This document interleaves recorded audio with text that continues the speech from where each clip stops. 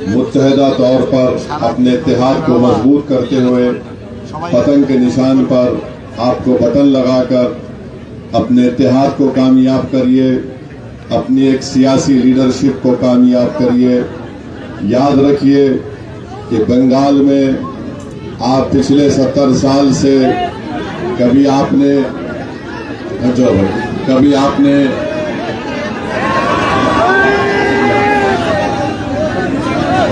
बंगाल में आपने 70 साल से कभी कांग्रेस को वोट दिया, तो फिर कभी आपने नेहरू का साथ दिया, फिर उसके बाद इंदिरा गांधी का साथ दिया, राजीव गांधी का साथ दिया, फिर आपने ज्योति बाबू को वोट दिया, उसके बाद अब आप टीएमसी को वोट दे रहे हैं।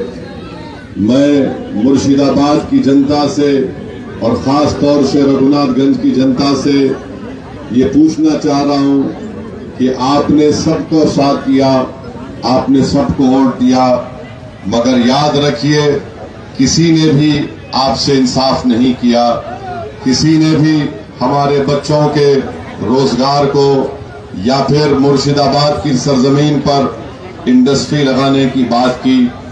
आपने ममता बनर्जी को 3 मरतबा मुख्यमंत्री बनाया, कई मरतबा आपने उनके उम्मीदवारों को दिल्ली की लोकसभा में और राज्यसभा में भिजाया। अब की बार आपको बड़ी एहतियात और सोच समझकर अपने वोट का इस्तेमाल करना है। मैं ये कहना चाहूंगा कि बंगाल के मुस्लिम अक़लियत से बहुत नाइंसाफी की गई। लोग ये आपको बोलते हैं कि सेकुलरिज्म का साथ दो, यकीनन सेकुलरिज्म का साथ दीजिए, मगर ये तो बता दीजिए क्या ये बात सच नहीं है कि जब पंडित नेहरू इस देश के प्रधानमंत्री थे तो 1960 के दहे में 40,000 के करीब इसी बंगाल के मुसलमानों को यहां से नोटिस दी गई या इनको डिपोर्ट कर दिया गया। हट जाओ भाई, बैठ जाइए ना, बैठिए।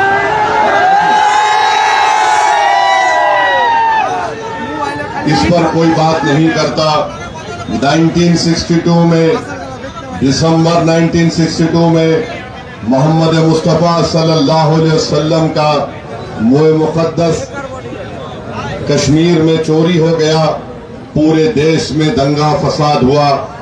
ये जो सेकुलरिज्म की दुहाई देने वाले हैं इतने बेशरम हैं कि ये बता नहीं सकते कि 8 लाख मुसलमानों को मौजूदा बंगाल से ईस्ट पाकिस्तान जब नहीं बना था, मौजूदा बांग्लादेश पर ढकेल दिया गया। बताओ उस वक्त ये सेकुलरिज्म का नाम लेने वाले, क्या तुम अंधे हो गए थे, क्या तुम बहरे हो गए थे कि इतनी बड़ी तादाद में लोगों को ढकेल दिया गया। मेरे अजीज दोस्तों और बुजुर्गों, आज हमको कहते हैं कि मजलिस आती है तो बीजेपी को फायदा होगा, ओवैसी आएगा तो बीजेपी को फायदा होगा। मैं टीएमसी के लोगों को और ममता बनर्जी को बताना चाह रहा हूं, 26 साल पहले 1998 में यहीं से ममता बनर्जी ने बीजेपी से अलायंस करके दुमदुम पार्लियामेंट की कॉन्स्टिट्यूंसी से बीजेपी के कैंडिडेट को एमपी बनाया। क्या उस वक्त असदुद्दीन ओवैसी आकर ममता बनर्जी के कान में फूंक कर बोला कि तुम बीजेपी से अलायंस कर लो? 1999 में दूसरी मर्तबा बीजेपी का एमपी बना ममता बनर्जी के अलायंस की वजह से। ममता बनर्जी के घर को असदुद्दीन ओवैसी नहीं गया, मगर आप ममता बनर्जी को वोट देते गए तो ममता बनर्जी के घर को बीजेपी का प्रधानमंत्री गया। बताओ, आप हमको गाली देती है। यही ममता बनर्जी बीजेपी की सरकार में रेलवे मंत्री थी, आज टीएमसी के लोग ओवैसी पर उंगली उठाते हैं। बताओ, तुमने खुल के साथ दिया, फिर ममता बनर्जी ने इस्तीफा दे दिया, फिर 2003 में फिर से बीजेपी में उनको सपोर्ट कर दिया और गुजरात का फसाद हुआ। हजारों मुसलमान रिलीफ और रेफ्यूजी कैंप में जाकर जिंदगी गुजार रहे थे। जो लोग पूछते हैं ओवैसी तुम आकर वोट काटना चाहते हो, अरे मैं गुजरात के 2002 के रिलीफ कैंपों में वहां पर 10 दिन तक काम किया। शालम रेफ्यूजी कैंप में, वटवा में, जूहापुरा में मंजलिस जाकर काम की। ममता बनर्जी क्या कर रही थी बताओ? ममता बनर्जी ने दोबारा माइंस की मिनिस्टर बन गई। ममता बनर्जी आज कहती है कि मैं मुस्लिम बहनों की बहन हूं। ममता बनर्जी क्या इशरत जहां, बिल्किस बानो, जकिया जाफरी आपकी बहन नहीं थी क्या? गुजरात में वहां पर रेप किया गया कई लोगों को, मगर ममता बनर्जी को और टीएमसी को याद नहीं आया। ममता बनर्जी बोलती है कि ओवैसी के लड़ने से बीजेपी को फायदा होगा।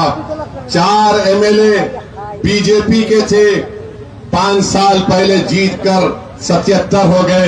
क्या उसमें भी ओवैसी जिम्मेदार है? बताओ आप। मेरे भाई, सब लोग आपका वोट हासिल करना चाहते हैं, कोई आपको आपका हक देना नहीं चाहता है। ये समझते हैं कि मुस्लिम समाज है तो ये गाय और भैंस है, इनका वोट ऐसा हासिल कर लो जैसे गाय और भैंस से दूध हासिल किया जाता है। आप कब तक उन लोगों का साथ देंगे जो आपके लिए कुछ करना नहीं चाहते? क्या ये बात सच नहीं है ममता बनर्जी कि मुर्शिदाबाद में पर कैपिटा इनकम कितना है, जहां पर 70% के करीब मुस्लिम बहुल आबादी का इलाका है। पर कैपिटा इनकम करीब 3,500-4 हजार रुपये महीने को कोई कमाता है। बताओ ममता बनर्जी, क्या 4,000 3,500 में किसी गरीब का घर चल सकता है? क्या ये सच नहीं है? क्या ये सच नहीं है कि मुर्शिदाबाद से 16 लाख हमारे बच्चे हैदराबाद, मुंबई, दिल्ली, बेंगलुरु और दुबई में जाकर काम करते हैं? आज यही मुर्शिदाबाद का बच्चा दुबई के बुर्जुल खलीफा की बिल्डिंग बनाने में काम किया, मगर ममता बनर्जी, कांग्रेस और इन तमाम पार्टियों ने मुर्शिदाबाद में एक इंडस्ट्री नहीं बनाते हैं। आज मुर्शिदाबाद की हमारी बहनें क्या करती हैं? यहां पर 1000 बीड़ी अगर दिन में बनाती हैं तो 195 रुपये उनको मिलते हैं। 195 रुपये मिलते हैं उनको 1000 बीड़ी बनाने के लिए। अरे ममता बनर्जी, जब तुम दोबारा यहां पर आओगी मुर्शिदाबाद में तो उन बहनों की उंगलियां उठाकर देख लो, उनकी उंगलियां गल चुकी है बीड़ियां बनाना। आज ओवैसी उन बहनों से कह रहा है कि आपने बरसों उन लोगों का साथ दिया जिन्होंने आपको धोखा दिया। आज अगर बीजेपी बंगाल में स्ट्रांग बनती जा रही है तो उसकी जिम्मेदार ममता बनर्जी है, क्योंकि ममता बनर्जी ने 1998 में दमदम पार्लियामेंट कॉन्स्टिट्यूंसी से बीजेपी का पहला एमपी कामयाब करवाया। टीएमसी के लोग, तुम अगर सेकुलरिज्म के बारे में बहस करना चाहते हो तो वक्त तय कर लो, कलकत्ता में एक टाइम तय कर लो, बैठकर मुझसे बहस कर लो, मैं तुमको बता दूंगा कि तुमने कितना बड़ा धोखा दिया।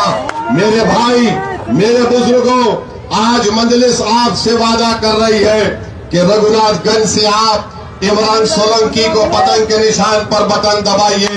इंशाअल्लाह ताला जो हमारी मां और बहनें बीड़ी बनाती हैं, मिनिमम वेतन उनके ऊपर लागू किया जाएगा। 1000 बीड़ी पर 195 रुपये मिलना, ये कौन सी इंसाफ की बात है? मजलिस इसको खत्म करेगी। और यहाँ पर हमारे जो इमरान सोलंकी के खिलाफ टीएमसी के उम्मीदवार है अख्तरुज्जमा